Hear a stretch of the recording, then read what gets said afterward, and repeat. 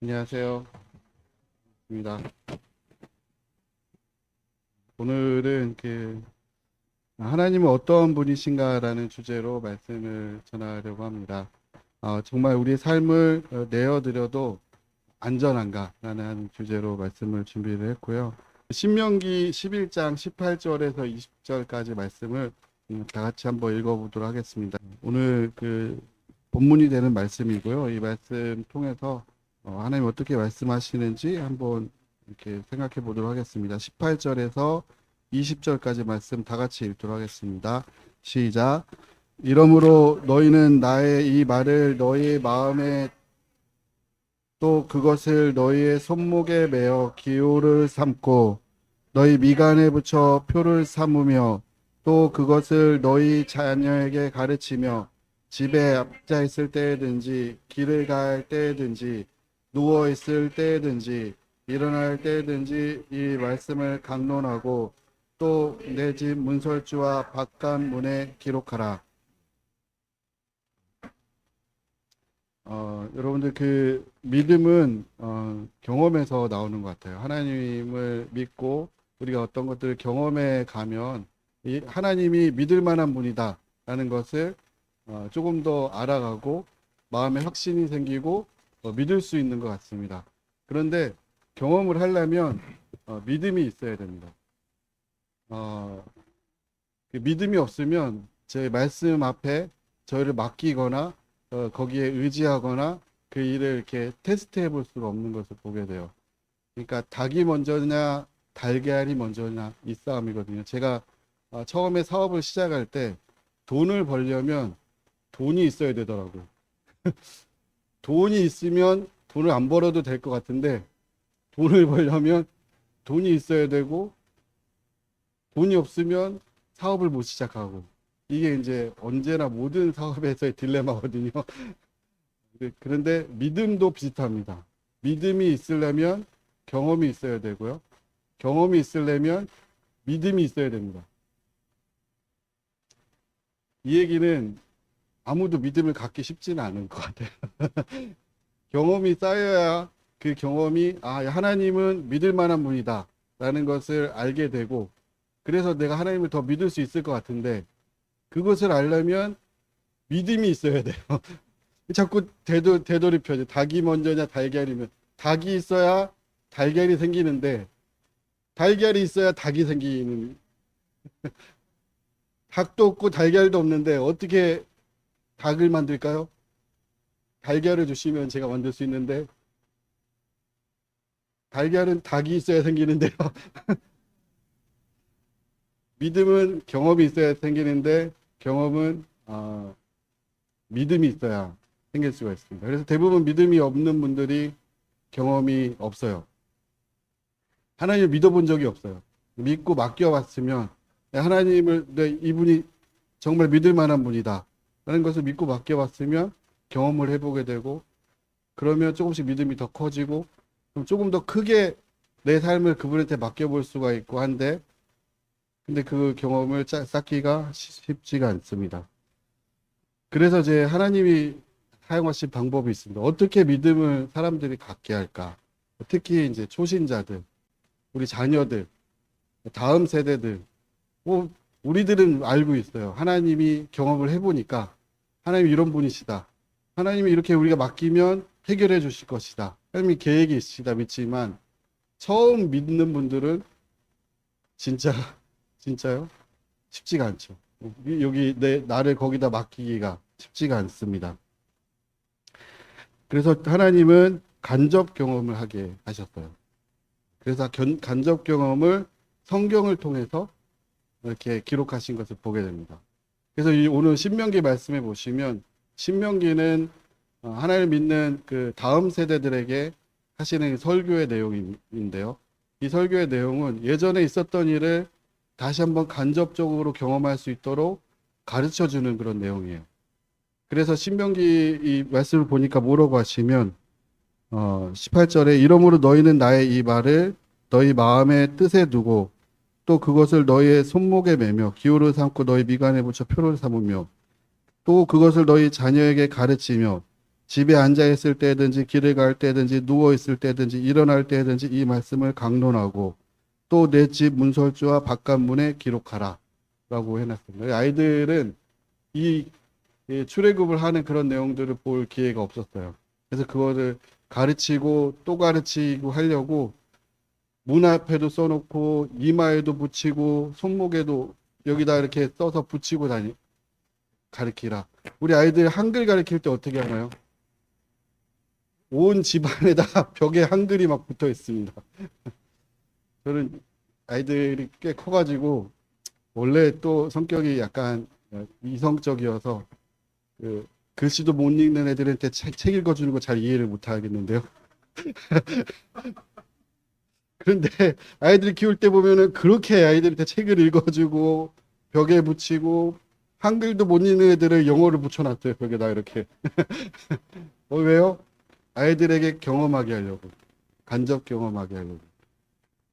그래서 교육의 그 가장 큰 특징은 뭐냐면 그 사람들에게 간접적으로 경험해 볼 수 있는 기회를 주는 것이 교육의 특징입니다. 그래서 성경은 그 교육을 정말 철저히 하라고 기록이 되어 있고요. 이 성경 66권이라는 책을 통해서 커리큘럼이 잘 짜여져 있습니다. 창세기부터 요한계시록까지. 그래서 이것들을 가르치고 또 가르치고 또 가르쳐가지고 아이들이 간접 경험하게 하는 거예요. 제가 요새 큐티를 볼 때마다 맨날 재앙입니다. 10가지 재앙이 끝나질 않아요. 나무향기 큐티를 같이 하시는 분들은 느끼실 텐데요. 왜 하나님은 재앙을 한 번에 손쉽게 장자를 그냥 한 방에 딱 이렇게 하면 이게 나올 거 아니에요? 그냥 한 방에. 그러지 않고 단계별로 1단계 피부터 해가지고 뭐 메뚜기, 뭐 전염병, 뭐 소가 죽고 뭐 죽으려면 다 죽지 한 반만 죽고 조금 살리고 이렇게 해서 길게 이렇게 빼셨는가라는 것을 생각을 해볼 때 교육을 시켜야 돼요. 근데 이 교육의 타겟이 누구였냐면 이스라엘의 다음 세대들이었습니다. 그래서 이렇게 된 일들을 대해서 가르치라는 거예요. 하나님이 어떤 분이신가? 얼마나 믿을 만한 분이신가? 그래서 그 교육의 목표가 정확히 정해져 있어요. 여호와가 하나님이다.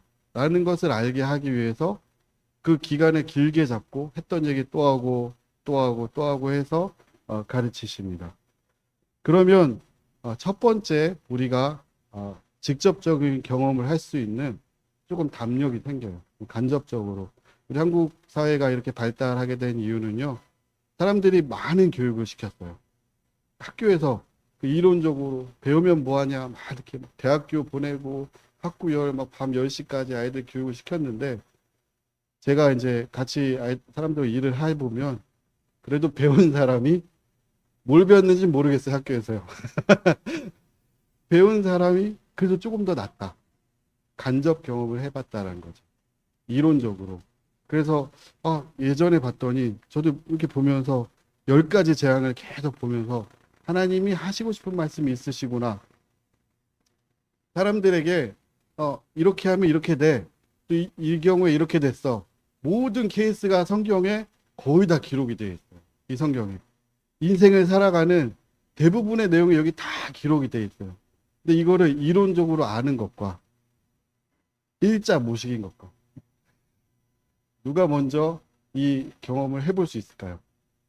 당연히 배운 사람이 낫다. 오늘 아침에 학생들하고 얘기를 했는데 그럼 어떻게 해야 될까? 그러니까 열심히 배워야 되겠습니다. 이렇게 얘기하더라고요. 배우는 사람이 낫다. 물론 배우기만 한다고 되는 건 아닌데요. 그래도 배운 사람이 낫다라는 것을 보게 됩니다.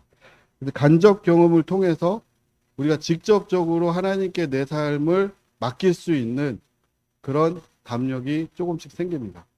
예전에 운전면허를 딸 때 돈이 없어가지고 군대에서 학원을 안 다니고 그냥 따보자. 시험비는 만 얼마니까 뭐 3만 원 이내로 내가 운전면허를 따보겠다라고 결심을 하고 열심히 공부를 했어요. 물어봤어요. 시동을 어떻게 켜냐. 차가 없으니까 그냥 허공에 대고 시동은 이쪽에 있다. 요렇게 켜고 기어는 어떻게 바꿔요? 요렇게 해서 요렇게 바꾸래. 그거를 한 달 동안 열심히 시뮬레이션을 돌리고 시험장에 이제 휴가 나와서 가서 봤습니다. 그랬는데 시동을 켰어요. 아, 그래도 이 이론적으로 배우니까 시동이 켜지더라고요. 이제 브레이크를 밟고 클러치를 밟은 다음에 시동을 키래요. 키고 1단을 넣으래요. 1단 넣고 출발하는 거 다 머릿속에 제가 한 달 동안 열심히 시뮬레이션 했죠. 가서 이제 1단 넣고 출발했는데 덜컥 하더니 시동이 꺼진 거예요. 꺼졌을 때 다시 키는 법을 안 배운 거. 시동이 꺼지면 어떻게 켜야 되지? 1단에서는 절대로 안 켜지거든요. 계속 키는데 안 켜져서 떨어졌습니다. 네. 근데 학원 가서 배우니까 한 번에 통과되더라고요. 그리고 안 배운 거랑 배운 거랑 차이가 엄청나게 납니다. 우리 성경을 배운 사람과 안 배운 사람이 차이가 있을까요, 없을까요? 엄청난 차이가 있어요. 인생을 어떻게 살아야 될지. 그래서 하나님이 이 자녀들에게 계속 가르치라는 거예요. 그냥 머리에 이마에 쓰고 뭐 팔목에 붙이고 여기다 실제 이스라엘 가면 여기다 뭐 붙이고 다녀요. 이게 붙이는 게 중요한 게 아니라 그걸 기억하게 하라. 계속 가르치고 어떻게 출애굽을 했는지, 광야에서 어떤 일이 있었는지, 또 불순종했을 때 어떤 일이 일어났는지 이것들을 가르치라라고 이렇게 얘기를 하고 있습니다. 그러면 이제 첫 번째로 간접 경험을 하다가 직접적으로 제가 하나님한테 제 삶을 맡길 수 있는 그런 믿음이 조금 생겨서 그게 맡겨봅니다. 그러면 어떻게 될까요? 믿음이 조금 자라죠. 맡겨보니까 안 죽네. 죽지는 않네. 많이 제가 쓰는 예화인데 예슬이가 초등학교 때 코로나가 와가지고 어느 날 봤더니 이렇게 줌을 켜놓고 팔을 허우적대고 이렇게 있더라고요. 뭐 하나 봤더니 생존 수영을 하고 있대요. 온라인으로 생존 수영을 이렇게 막 배우고 있다. 그런데 그거랑 물속에 들어가서 경험을 해본 거랑 어떤 게 사람이 생존할 수 있을까요?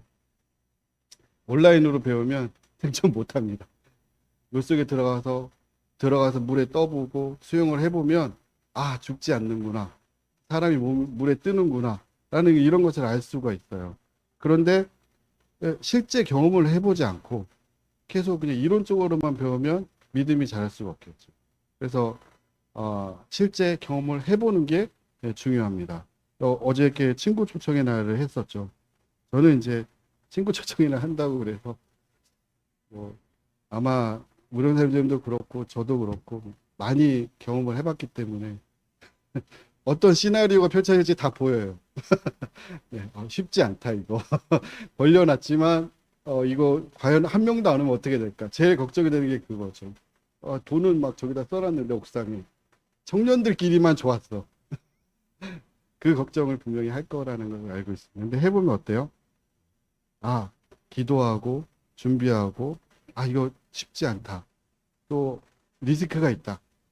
그런데 하나님이 도와주시지 않으면 못한다. 라는 것을 청년들이 경험을 해보고 나면 믿음이 또 자라요. 주님이 어떻게든 하시는구나. 이 일을. 그리고 우리가 아무 일도 안 해본 거랑 해본 거랑은 천지 차이죠. 그래서 그 일을 해봤을 때 그 믿음이 자라는 것을 보게 됩니다. 근데 오늘 말씀은 우리가 그럼 직접적인 경험만 가지고 믿음이 자랄 수가 있느냐? 그 전에 이론적인 경험을 정말 많이 해야 됩니다. 성경을 많이 공부하고 연구해서 어떻게 하나님이 이 성경을 통해서 말씀하고 계시는가? 또 이 일이 진짜 하나님의 말씀대로 하면 그게 그렇게 되는가? 라는 것을 테스트를 해봐야 돼요. 그래야 믿음이 자라고 그대로 적용을 할 수 있는 것을 이제 보게 됩니다. 이제 그 성경을 어떻게 공부하냐면 교회 양육 프로그램들이 있습니다. 교회 여러 가지 양육 프로그램들이 있는데 저는 이제 청년회 때 같이 청년들과 성경 개론 공부를 했어요.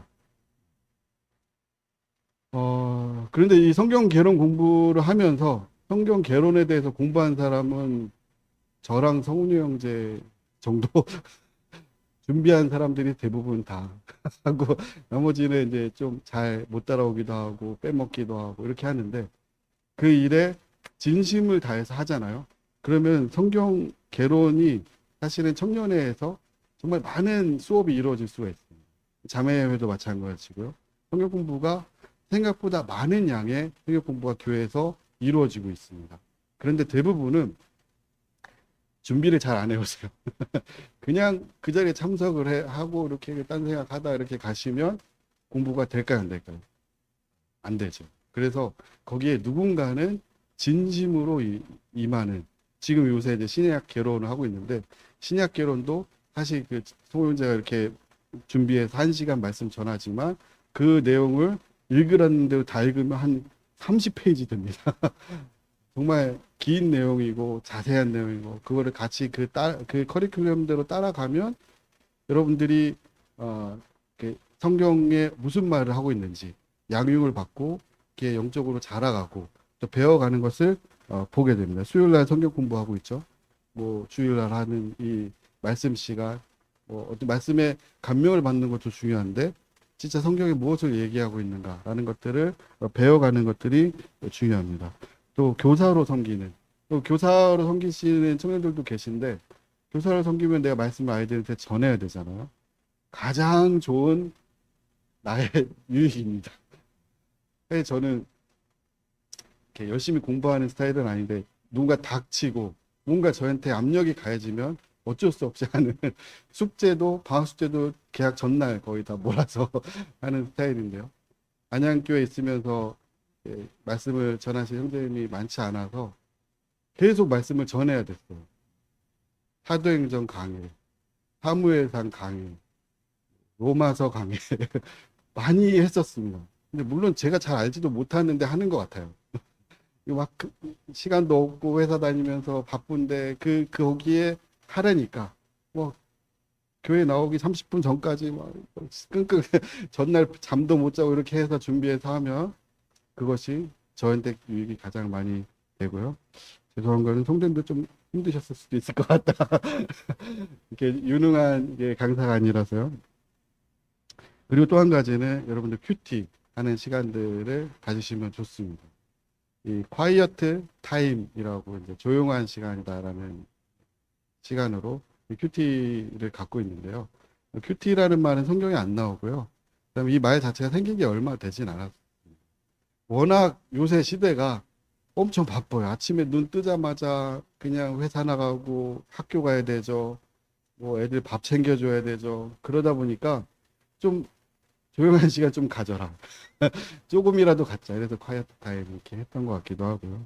여기 이제 보시면 언제 일어날 때든지 누워 있을 때든지 그 말씀을 강론하라 이렇게 하는데요. 그 나무향기에 나온 그 본문이 하루에 10구절, 15구절, 조금은 5구절인데 그 10구절씩 해서 일주일 동안 7일 동안 공부를 하면 성경 한 권을 전체 다 자세히 공부하는데 몇 년 걸리지 않습니다. 정말 많은 분량이에요. 그게 쉬워 보이지만 쉽지 않은 성경 공부 것을 보게 됩니다. 그래서 여러분 지난주에 어디에 빠져 계셨나요? 내 생각과 마음이. 사람들은 어디에 빠져서 살아가거든요. 그런데 어떤 말씀에 빠져 있는지. 저는 지난주에 재앙에 계속 빠져 있어가지고 마음이 편하진 않습니다. 계속 오늘도 재앙, 내일도 재앙. 그래서 10가지 재앙을 통해서 그 수업이 있는 거죠. 하나님이 우리에게 하시고 싶은 매일매일의 수업이 있는 거예요. 이걸 알아야 된다. 이것도 배워야 되고 이것도 배워야 되고. 10가지 재앙을 성경 일독하듯이 쭉 읽으면 아무 내용이냐 뭐 그렇구나 이렇게 넘어가지만 그 구절들을 자세히 보고 이게 어떤 내용인지 찾아보고 이게 이렇게 해석하는 게 맞는가 확인해보고 또 이상하게 해석하기도 해요. 그래서 다행히 나무향기를 옆에 해석을 해줍니다. 어느 정도. 그래서 내가 해석을 저는 먼저 제가 해보거든요. 이상한데 이게 무슨 뜻이지 궁금한 것도 써봐요. 써보고 옆에를 한번 읽어봅니다. 옆에는 그래도 전문가가 해석을 해주셔서 그럼 가끔 제가 이상하게 해석할 때가 있습니다. 그럼 이렇게 해석은 안 하는구나 일반적으로 찾아보기도 하고 그래서 성경은 그냥 이것을 저에게 적용하는 것이 아니라 해석을 하는 과정이 꼭 필요합니다. 지팡이를 들어서 홍해를 갈랐다 이래가지고 오늘 나는 지팡이를 막 들고 다녀. 이상하게 해석한 거죠. 그렇게 해석을 하면 안 되고 이게 어떻게 해석이 되어야 되는지 옆에 어느 정도 해석을 형제님들이 해주신 것을 보게 됩니다. 그래서 지난주에 나는 어디에 빠져 있었는가. 물론 뭐 여러 가지 뭐 저는 넷플릭스에도 조금 빠져 있었고요. 네. 머릿속에 이제 계속 도굴하는 그 넷플릭스를 봤더니 계속 도굴이 생각이 나더라고요. 한쪽에서는 재앙이 계속 일어나고 있고 또 회사 일에도 빠져 있고요. 그다음에 뭐 내 생각은 어딘가 계속 이렇게 빠져 있는데 하나님의 그 말씀 가운데 빠져 있어야 우리의 삶이 변해가요. 조금씩 변해가고 거기서 어떤 결과들이 변해지는 결과들이 이루어지는 것을 보게 됩니다. 아까 말씀 초기에 말씀드렸던 것처럼 경험을 해야 믿음이 생기고 믿음이 생기려면 경험을 또 해야 되고 그러려면 하나님의 말씀에 내 삶을 순종해서 거기에 내 삶을 걸어야 되죠. 하나님이 이렇게 하라고 하셨어요. 그런데 대부분은 사람들이 그 말에 순종하기가 쉽지가 않습니다. 제가 한 가지 이야기를 하시면 다들 불편해지실 거예요. 그래서 안 하는 게 좋을 것 같기는 한데 하나님은 분명히 어떤 말씀을 하세요. 뭐 말씀하시는데 그거를 행동으로 옮기는 거 이거는 믿음이 있어야 돼요. 그래서 그 말씀을 듣고 너무 좋았어. 이거랑 이 말씀을 내 행동으로 옮기는 거는 다릅니다. 그래서 이 신명기 18장에 보시면 그것을 너희 자녀에게 가르치며 집에 앉았을 때, 길 갈 때든지 누워있을 때든지 일어날 때든지 이 말씀을 강론하고 너 내 집 문설주와 바깥문에 기록하라. 언제든지 그 말씀을 기억하고 있어라 라고 하는 겁니다. 이게 하나님의 말씀을 우리가 안다 하더라도 뭐 10가지를 알아요? 10가지가 다 순종이 되나요? 잘 안 됩니다. 한 100가지 정도 알아야 그 중에 10가지가 될까 말까. 나머지는 다 패스 그냥 가요. 순종이 잘 안 돼요. 사람이 원래 그렇습니다. 사람이 한 번 말해서 알아들으면 AI죠. 사람은 한 번 말해서 알아듣지 않아서 재앙도 10가지나 내리십니다. 일반적으로 사람은 한 번 말해서 알아듣지 못합니다. 그래서 계속 반복하고 여기저기 써놓고 붙여놓고 이렇게 하는 게 필요하고요. 저희가 출근해서 이제 뭐 여러 가지 일들이 있죠. 부장님과 대화할 때 오늘 아침에 봤던 말씀 기억해 봐야 되고 인원인 상대할 때 공부할 때 공부하다 안 돼요. 하나님 말씀 다시 생각해 봐야 되고 설거지할 때 집안일 할 때 회의할 때 지금 아까 이 19절 말씀을 현대어로 번역을 하면 이런 얘기예요. 언제든지 그 말씀을 기억하라는 거예요. 하나님 말씀을 기억하고 있어라. 그래서 이 세상의 모든 상황이 시뮬레이션 된 상황이 성경에 이 66권의 책에 거의 다 들어가 있습니다. 안 들어가 있을 것 같지만 대부분의 상황이 여기 들어가 있고요. 그거에 대한 해결책이 쓰여져 있어요. 힌트가 쓰여져 있고 원리가 쓰여져 있습니다. 이렇게 하면 돼. 이렇게 하면 되는데 사람들이 대부분 몰라요. 알아도 순종을 못하거나 이거 이렇게 하면 되는 거예요. 라는 게 이제 쓰여져 있어서 그것을 계속 공부하고 이제 확인하는 과정이 필요합니다. 이 책이 얼마나 어마어마하냐면요. 그 사도행전에 보시면 1차 바울의 전도여행이 끝나고 2차 전도여행이 시작될 때가 있었습니다. 근데 사도 바울은 에베소 지역, 그 소아시아 지역에 다시 가고 싶어 했어요. 터키 지역에요. 그런데 하나님이 그 길을 막으시고 그 마케도니아에서 건너와서 우리를 도우라라는 그런 환상을 보고 사도 바울이 유럽으로 넘어갑니다. 터키에서 그리스 쪽으로 넘어가죠. 마케도니아로. 그 사도 바울이 이제 그래서 이제 유럽에 복음이 들어가기 시작을 했는데 이 복음이 들어간 게 이 아놀드 토인비라는 사람은 어떻게 해석하냐면요. 유럽이 복음화됐다라고 해석할 수도 있지만 사도 바울이 복음을 들고 들어가서 지금의 서방 세계가 생겼다라고 이야기를 합니다. 그러니까 이 하나님의 말씀이 들어가면 이 성경 말씀은 창조주가 사람들에게 쓴 책이에요. 어떻게 살아야 될지. 삶은 어떻게 살아야 되고 또 사업은 어떻게 해야 되고, 그다음에 공부는 어떻게 해야 되고, 육아는 어떻게 해야 되고, 그다음에 사람은 어떻게 살아야 되고, 라고 한 쓴 책을 가지고 유럽을 들어갔어요. 그래서 서방 세계라는 세계가 생기기 시작을 했었습니다. 그 전까지 유럽은 어떤 세계였나요? 그냥 만나면 죽이는 야만 세계였어요. 유럽 사람들 같이 일을 하면은요, 일단 피지컬이 다릅니다. 머리가 이쪽에 가 있어요. 그래가지고 옷도 유럽에서 나오는 옷은 안 맞아요. 다리 길이가 이만큼씩은 더 있어가지고요. 그냥 피지컬만 있는 사람들이었는데 거기에 문명이 생기고요. 거기에 사람들의 약속을 지키는 문화, 법이 생겨나고, 그 다음에 거기에 그 하나님이 사람들에게 알려주고 싶은 그런 것들을 그 사람들이 받아들였을 때 전 세계에서 가장 발달된 사회가 어딘가요?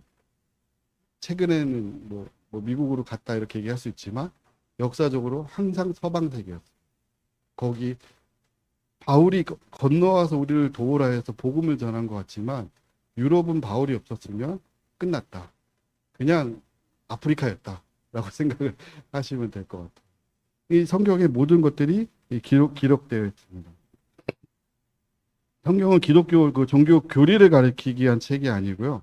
창조주가 인간에게 하시는 말씀을 기록한 책임을 보게 됩니다.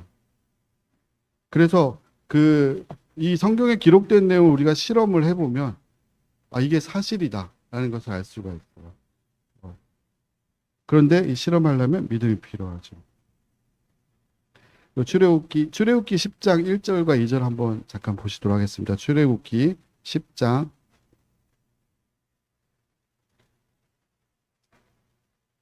1절과 2절입니다. 다 같이 읽겠습니다. 시작. 여호와께서 모세에게 이르시되 바로에게 들어가라. 내가 그의 마음과 그의 신하들의 마음을 완강하게 함은 나의 표징을 그들 중에 보이기 위함이며 내가 내게 애굽에서 행한 일들 곧 내가 그들 가운데 행한 표징을 내 아들과 내 자손의 귀에 전하기 위함이라. 너희는 내가 여호와인 줄을 알리라. 이 교육의 목표는 한 가지였어요. 내가 여호와인 줄을 알리라. 여러분들이 하나님을 믿잖아요. 그러면 하나님의 교육 목표가 완성이 된 거예요. 어떤 율법을 지키기 이런 것보다 하나님 우리에게 어떤 말씀하실 때 그분을 내가 믿을 수 있다. 그러면 엄청난 거예요. 그 사람의 인생이 바뀌는 거예요. 삶이 바뀌고 나라가 바뀌고 국가가 바뀌고 문명이 바뀌어요. 그 사회가 바뀌고요. 그거를 하나님이 알게 하시기 위해서 사람들이 그거를 쉽게 못 다 깨달아드니까 재앙을 10가지로 쭉 늘립니다. 그 바로가 그냥 한 번에 그냥 내보내지 않고 그냥 계속 무엇을 알게 하기 위해서요? 내가 여호와인 줄을 알리라. 정말 여러분들 하나님이시라고 믿으세요? 이게 기독교인들의 가장 큰 퀘스천입니다. 진짜 믿으세요? 성경에 이렇게 하라고 돼 있는데 그거 진짜인가요? 아닌 것 같은데. 근데 그게 잘못됐다는 건 아니고요. 이 성경책에 나온 대부분의 사람들이 그렇게 살았어요. 근데 그것을 확실히 믿게 하는 게 하나님의 목표였다라는 것을 보게 됩니다. 우리 마태복음 6장 33절 말씀 한번 보도록 하겠습니다. 마태복음 6장 33절. 제가 계속 공부했던 산상수훈에 나온 내용이었고요. 33절 제가 읽도록 하겠습니다. 그런즉 너희는 먼저 그의 나라와 그의 일을 구하라. 그리하면 이 모든 것을 너희에게 더하시리라. 그러므로 내일 일을 위하여 염려하지 말라. 내일 일은 내일이 염려할 것이요 한날의 괴로움은 그날로 족하니라. 이 말씀을 믿으시나요? 한번 테스트를 해보시는 게 좋습니다. 먼저 그의 나라와 그의 일을 구하면 나머지를 정말 하나님이 채워주시느냐. 이 성경이 예수님이 여기 보신 빨간색으로 직접 하신 말씀이에요. 그냥 먼저 그의 나라 구하면 이걸 채워주시겠다라는 것을 못 믿어요. 그래서 일단 나중에 그의 나라와 그 일을 구하고 일단 나는 먹고 먼저 살자. 먹고 살 게 있어야 또 그의 나라와 그 일을 구하지 않느냐라는 생각을 많은 사람들이 합니다. 여기 한번 테스트를 해보시면 좋아요. 저는 이제 고등학교 2학년 때 구호를 받고 조금 방황을 하고 막 반항을 하다 구원을 받았기 때문에 제가 구원받는 과정에서 제 고집을 꺾어야 되는 그런 것을 하고 구원을 받았어요. 그래서 하나님 말씀하시면 내가 그 말을 들어야 된다라는 생각이 있어서 너희는 먼저 그의 나라 그의 의를 구하라. 고2 때 구원받고 고3 때 이제 침례식을 했거든요. 수능 끝나고요. 구원받자마자 고3이잖아요. 그럼 어떻게 해요? 뭐 이렇게 교회를 봤더니 전부 다 방학 때 다 저녁집회 안 나오더라고요. 고3은 안 나오는 건가 보다. 다 안 나오길래 근데 저는 특별히 공부를 밤에까지 이렇게 힘들어서 못 하거든요. 그 나왔죠. 뭐 나오고 뭐 주일날 탁구 치고 좀 놀아야 될 거 아니에요. 주 7일 공부하는 게 고3이라고 뭐 체력이 계속 있는 것도 아니고 주일날 뭐 탁구 치고 놀다 가고 뭐 시험 때도 뭐 그렇게 했는데 먼저 그의 나라와 그의 일을 구하라. 그리하면 더하시리라. 이렇게 한 그 말씀이 있었어요. 그래서 이 말씀을 의지하고 그의 나라와 그의 일을 구했는데 제 수능을 봤어요. 수능 시험을 봤는데 마치 그 모세가 이렇게 이렇게 지팡이 들면 막 재앙이 내리잖아요. 제가 그냥 쓰면 다 맞더라고요. 이거 다 맞아가지고 수능 시험 점수가 태어나서 처음 보는 점수. 네. 이 아침에 찍어도 맞고 밀렸어도 맞고 아침에 신문에 본 문제 그냥 나오고 그래서 정말 제가 태어나서 그런 점수 처음이자 마지막이었어요. 그래서 성적을 잘 받아서 하나님이 뭔가 뜻이 있으셨겠다라는 생각을 해보게 됩니다. 정말 그의 나라 그 일을 먼저 구하면 그것을 하게 하시는구나. 이런 얘기를 하면은 이제 청년들 생각이 그래요. 에이 가능하겠어. 공부 잘했겠지 뭐. 뭐 열심히 했으니까 됐겠지. 그래서 이제 경험을 해봐야 돼. 내가 거기다 내 인생을 걸고 이게 그렇게 되는 건가? 성경에 그렇게 써져 있는데 경험을 한번 걸어보세요. 근데 또 너무 그의 나라와 그 일을 구하고 공부 안 하면 또 안 되죠. 먼저 구하라고 그랬지 뭐 나중에는 공부를 해야겠죠. 그래서 거기에 내 삶을 걸어보는 게 중요해요. 그러면 이제 또 한 가지는 제 사업을 하는데 중공업입니다. 중공업의 영업 관례는 뭐냐면요. 이 한 건의 계약건이 커요. 한 건 뭐 억 단위, 뭐 몇십억 단위 이러기 때문에 이 영업을 하는 모든 관례가 페이백 문화가 있어요. 담당자를 어떻게 뇌물을 줄 것인가 이게 있어요. 그런데 성경에 어떻게 돼 있습니까? 안 된다라고 돼 있잖아요. 안 되는 대로 해봐야죠. 모두가 제 친한 동기가 그러는 거예요. 안 될 텐데 이거 쉽지 않다. 이게 모두가 그러고 있는데 너 혼자 이러면 진짜 안 된다라고 이렇게 얘기를 하더라고요. 다른 이제 같은 시기에 시작했던 사장님들도 다 그렇게 하고 있는데 저희만 그걸 안 해요. 그래서 어떤 소문이 들리냐면 이 회사는 나눠 먹지 않는다. 혼자 다 해 먹는다. 뭘 네, 혼자 다 해 먹을게요. 근데 그때 나눠 먹었던 회사들은 거의 다 부도가 나. 지금까지 남아있지 않고요. 그러니까 성경이 어떻게 사업하는지가 기록이 돼 있는 거죠.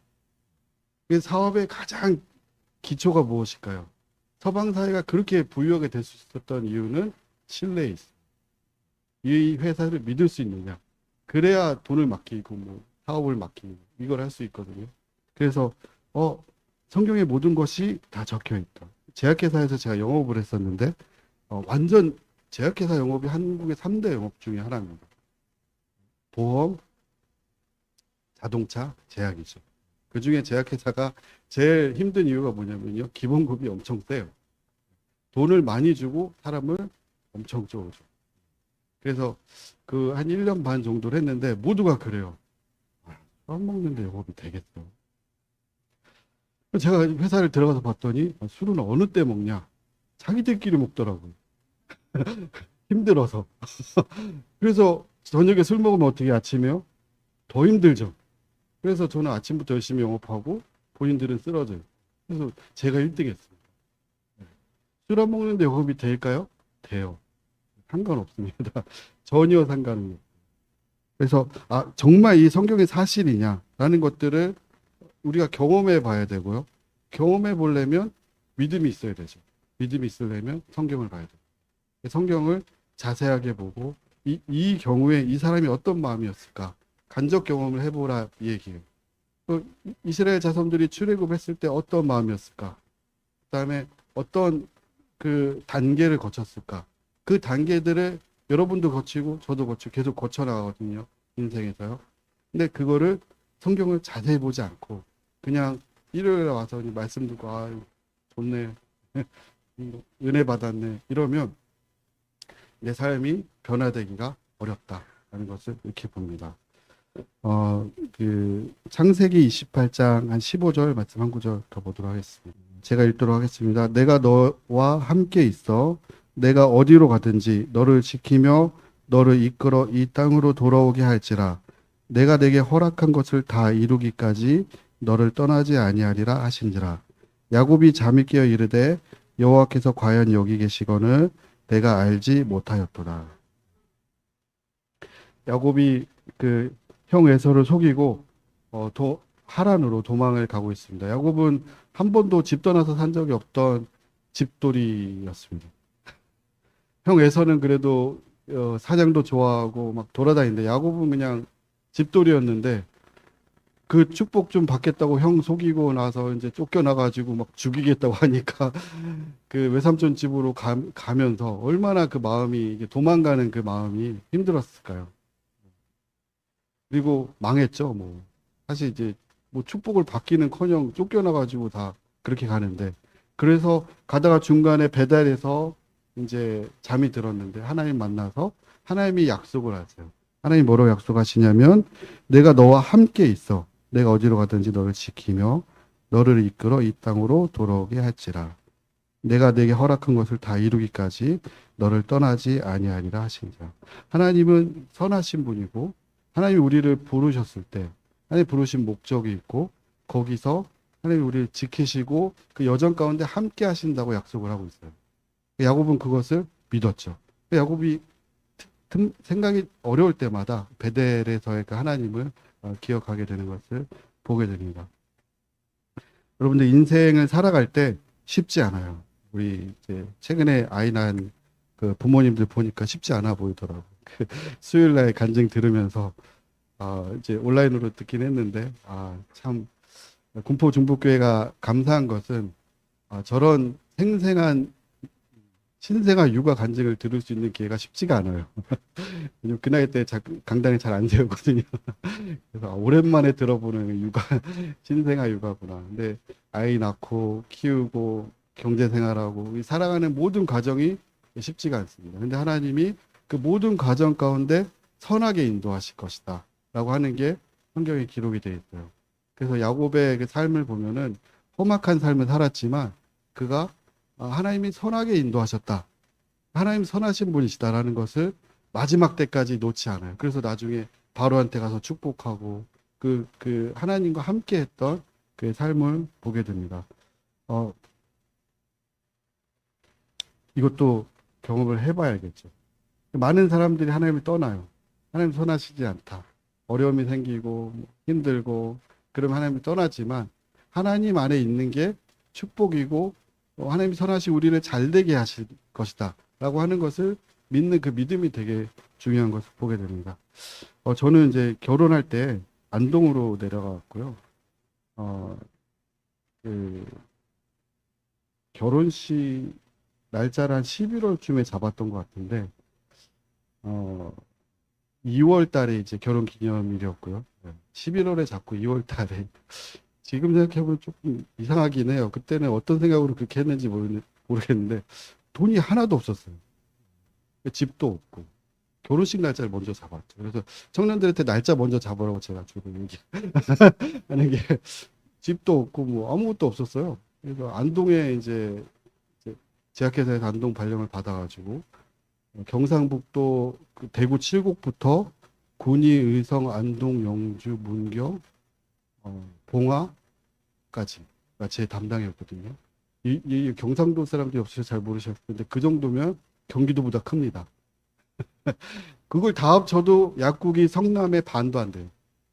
제가 성남시 담당이었다가 그 경상북도 북부를 다 맡아가지고 영업하러 내려갔는데, 그래서 하필 그때 발령을 받고 결혼 날짜 잡고 내려가서 자매랑 뭐 신혼여행 티켓은 어떻게 끊었어요. 그런데 이제 집이 있어야 되잖아요. 집에 보증금이 없어가지고 집주인한테 가가지고 100에 35만 원짜리 원룸이 있더라고요. 원룸에 풀옵션이 좋네.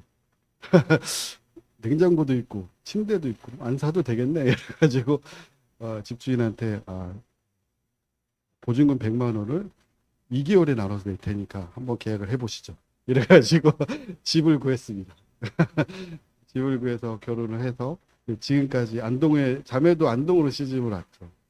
근데 오자마자 이제 회사에서 이상한 일을 시키더라고요. 뭐 이렇게 부정직한 일을 시키길래 저는 안 합니다. 안 다닐게요. 그래서 4월부터 실업자가 됐어요. 2월에 결혼했는데 4월부터 실업자가 돼가지고 네. 이제 그때부터 주임이 어떤 직업을 주시겠지 이렇게 생각을 하고 했는데 안 주시더라고요. 양가가 다 또 재산이 다 하늘에 계신 분들이라 땅에는 없고 그래서 이게 돈이 이제 다 떨어져 가는 거예요. 배는 불러오고 취업은 안 되고. 그러니까 그 안동교회 장로님들이 얼마나 깝깝하셨겠어요. 신혼부부가 와가지고 집에만 있는 거예요, 형제가. 배는 불러오는데 또 교회는 또 열심히 잘 나가고 학생들 청년들 초대해서 밥도 먹이고 교회는 잘 나갔어요. 하나님은 선하신 분이다 라는 그 믿음만 있는 거죠. 이게 중요해요. 하나님은 선하신 분이다.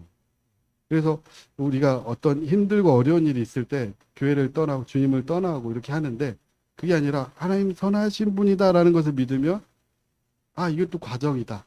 과정으로 이렇게 볼 수가 있는 거죠. 근데 주님이 저에게 좋은 은사를 주셨는데 항상 긍정적인 마음을 주셔가지고 별로 저는 걱정하지는 않았어요. 자매가 좀 힘들었을 수 있을 것 같은데요. 그래서 신혼여행 갔다 오고 아이 출산하고 기쁨이가 출산이 12월 초에 했고요. 그때는 이제 돈이 다 떨어져서 처갓살이를 한 6개월 정도 했었고 그러면서 저 장인 장모님하고 많이 친해졌습니다. 처갓살이 하면서 네, 친해지고 아이가 태어나고 그러고 나서 취직이 됐어요. 그 다음에 결혼기념일날 다시 출근을 했죠. 안동에서 이제 만 5년을 이제 살고 다시 안양으로 이렇게 올라가게 됐는데 안동에서 배운 그 기술로 지금까지 사업하고 잘 먹고 잘 살고 있습니다. 그래서 하나님이 얼마나 선하신 분이냐면 저희가 집을 한 번도 줄여서 간 적이 없다. 원룸이었으니까 원룸이 투룸 되고 네. 투룸이 쓰리룸 되고 뭐 계속 재산이 늘더라고요. 지금은 뭐 어떻게 감당을 못 하겠어요. 짐이 너무 많아요. 하나님은 선하신 분이고 거기에 우리의 믿음이 있어야 된다. 그러니까 여러분들이 믿음이 있으려면 말씀 가운데 잘 알아야 되고요. 계속 공부하는 그래야 믿음은 달라요. 사람마다. 어떤 게 딱 주어졌을 때 다 똑같지가 않습니다. 이 상황은. 많은 것을 경험을 해봐야 돼요. 하나님이 이 상황에서 어떻게 하시는가. 믿음이 좋은 사람이 있고 나쁜 사람이 있어요. 믿음이 약한 분들이 작은 것도 못 움직여요. 하나님이 이렇게 하나님이시잖아요. 하나님인데 하나님 이걸 못 하실까? 못 한다라고 생각하시는 분들이 있어요. 또 많이 경험을 해보면 하나님은 그 정도는 하신다. 오늘 그 학생들 말씀 뭐였냐면 순전한 향유 한 옥합을 예수님한테 부은 그 마리아 있죠. 한 옥합이면 300데나리온이라고 해요. 300데나리온이 얼마입니까? 1년치 품삯이 넘어요. 거의 한 5천만 원을 그 자리에서 머리에 이렇게 그러니까 사람들이 웅성웅. 제가 오늘 샤넬 향수를 하나 가져와 자매 거 몰래 훔쳐와서 부을까 했는데 혼날까 봐 이렇게 못하긴 했는데요. 5천만 원짜리 그 있는데 이 믿음의 크기가 다르다. 근데 사실은 예수님이 돌아가실 때 장사를 제대로 지낸 사람이 마리아밖에 없는 거죠. 그리고 바로 나온 사람이 누굽니까? 가룟 유다. 은 30에 팔죠. 그러니까 볼 수 있는 그 돈이 없는 것. 가룟 유다는. 은 30 해봐야 누가 최근 시세로 하면은 한 40만 원 한다고 하더라고요. 그때는 조금 더 비싸서 뭐 400만 원 했다 하더라도 가룟 유다는 그걸 못 받고 마리아는 그걸 받다. 라는 것을 보게 됩니다. 우리가 그 믿음이 있어야 되고 그 믿음이 있으려면 성경을 알아야 되고요. 성경을 알면 여러분의 인생이 변화야 됩니다. 그 다음에 인생의 성공합니다. 여러분 성공하고 싶으세요? 성공하려면 인생을 설계한 사람의 설계도를 봐야 됩니다. 그래야 성공할 수가 있어요. 그러지 않고 성공하는 거는 이상한 겁니다. 은 30 받았다고 나 성공했어. 이렇게 생각할 수도 있어요. 그래서 인생이 성공하고 싶다. 설계 하나님 알아야 되고요. 세 번째로 하나님은 선하십니다. 10가지 재앙을 하시더라도 하나님의 의도는 선했습니다. 그래서 이집트에서 일부가 같이 출애굽을 하게 돼요. 출애굽기 12장 38절에 보면 또한 잡족이 그들과 함께 올라왔고 10가지 재앙을 통해서 이분이 하나님이시다라는 것을 본 사람들이 함께 출애굽을 하는 것을 보게 됩니다. 그래서 성도님들의 삶에 그 믿음의 실험이 많아지기를 바라고요. 간증이 넘쳐나시기를 바랍니다. 오늘 두 가지 질문이 있는데 하나는 나의 인생을 붙잡고 있는 말씀이 있다면, 그다음에 하나님의 말씀을 순종해서 보았던 경험이 있다면 제가 카톡에 같이 올려드리겠습니다. 이상 말씀 마치겠습니다.